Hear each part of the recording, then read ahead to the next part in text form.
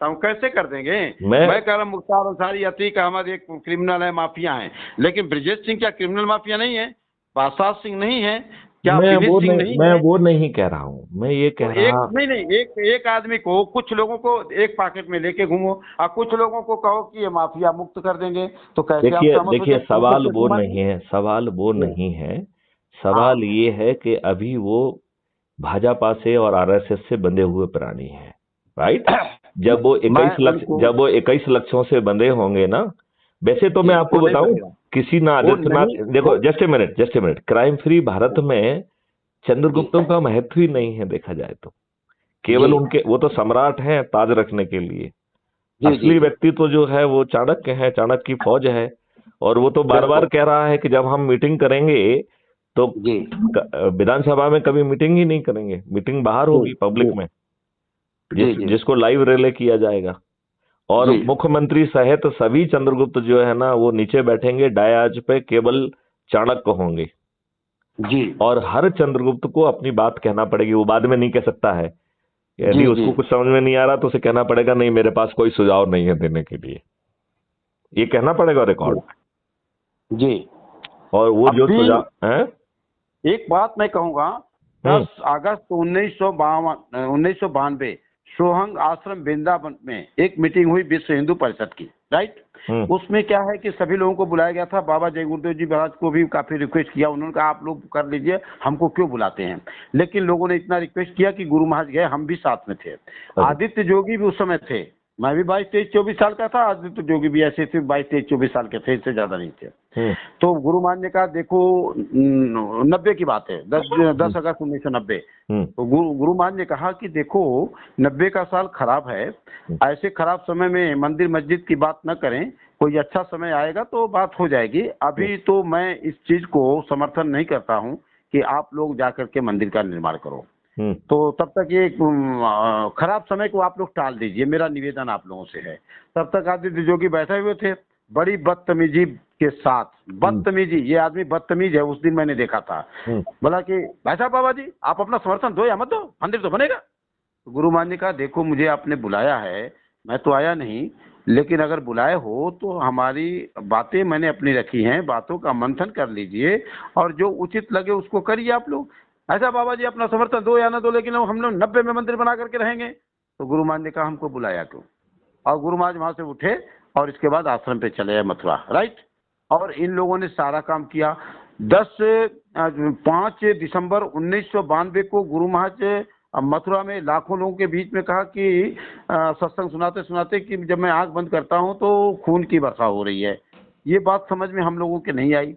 दूसरे दिन सवेरे, फिर सवेरे सत्संग सुनाते हुए गुरु महाराज ने बीच में एक बात कही, अरे बच्चा, जब मैं आंख बंद करता हूं तो खूनी की बरसात हो रही है। देखो, जब सत्संग खत्म हुआ तो उन्होंने जितने बस वाले थे सबके चरणों में मत्था टेका और सर झुकाया, बोला कि मेरा आपसे निवेदन है कि जब तक मैं आपसे न कहूं यहाँ मथुरा से कोई भी प्रस्थान नहीं करेगा।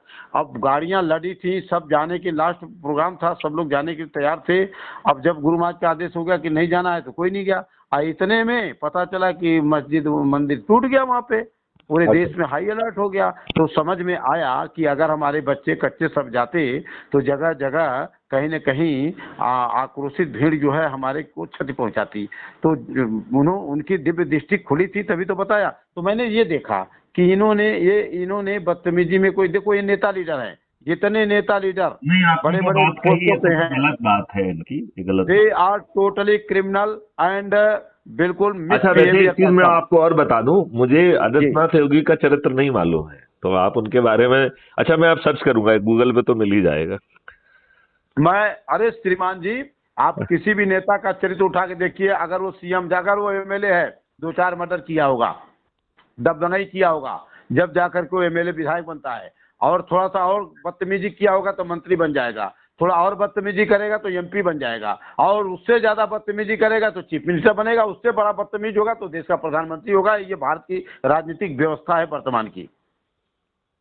उसी आधार पे आप कहते हैं कि 45%, 42% मेंबर ऑफ पार्लियामेंट में लोग अपराधी हैं, उसी नहीं आधार नहीं, पे आप कहते हैं कि ये उत्तर तो प्रदेश उनके में भी अपने एफिडेविट के हिसाब से है।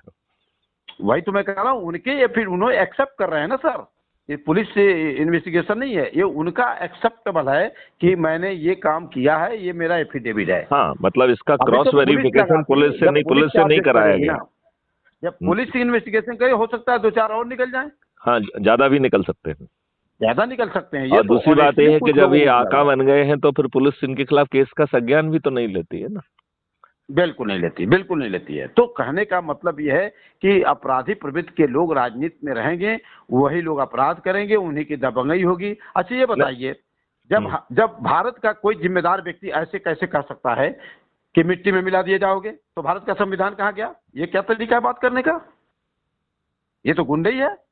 ये अच्छे इंसान का अच्छा वक्तव्य नहीं बोला जा सकता इसे। अगर आपको गुंडे मिट्टी में मिला ही देना, आप साइलेंटली मिला दीजिए, बोलने की जरूरत क्या है? देखिए, एक चीज आप समझिए, ध्यान से मेरी बात सुनिए। मैं आपसे कह रहा हूं कि दो तरीके से आप प्रभावी हो सकते हैं। या तो अच्छी व्यवस्था लाइए, जिसके लिए आपको कानून लाना होगा। यदि आप कानून नहीं लाएंगे तो फिर मुंह से ही ऐसा बोल के कंट्रोल करना पड़ेगा ना। हाँ, इसलिए मुंह से बोलना एक मजबूरी हो गई है ना, क्योंकि कानून तो बना नहीं रहे हैं ना। अब जैसे बुलडोजर चलेगा, इसका एक कानून बना दें कि ऐसा ऐसा बुलडोजर चलेगा, इन लोगों के ऊपर बुलडोजर चलेगा। कल से जो है ना PIL लगेगी कि ये लोग इतने लोग और आते हैं, नहीं ये लोग इतनी नीति में और आते हैं, इनके ऊपर बुलडोजर क्यों नहीं चल रहा है? श्रीमान जी, DGP आपका है, CBI आपकी है, सारा ब्यूरो आपके पास है, आपको कुछ कहने की जरूरत नहीं। प्लानिंग करिए, इनको धीरे धीरे कटवा दीजिए, काउंटर करवा दीजिए सालों को, सब करो ना, किसने रोका है? लेकिन नहीं, ये तो जैसे कोई हथियार को तेज करना है तो उसकी धार को तेज करनी है, तो अतीक अहमद और मुख्तार अंसारी पे तेज करो केवल।